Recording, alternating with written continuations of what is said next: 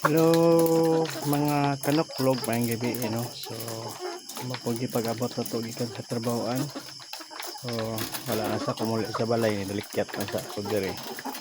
So nagpalo up ko sa manok karong gabi na natay 42 ka itlog.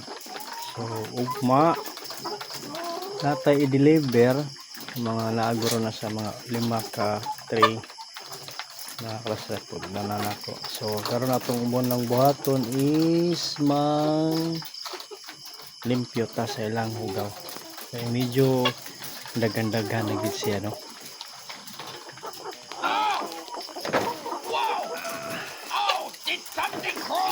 So atong lang baton is mang limpyo lang sa ta after ani nagpasiga naman kog suga 3 hours. So after sa 3 hours no paong na ni siya. So at least maka-relax na pod atong manok sa sugo na ta.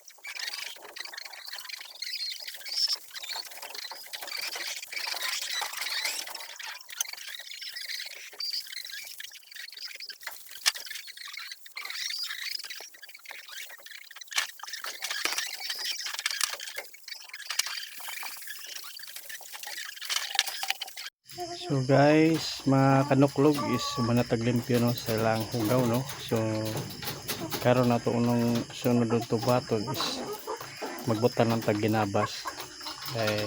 Katong ubang ilang hugaw nga medyo basa. So motuhok-tuhok pa siya dito. Dili gid sa ingon gid nga kanang langawon siya kayo kay nabutan man tagginabas.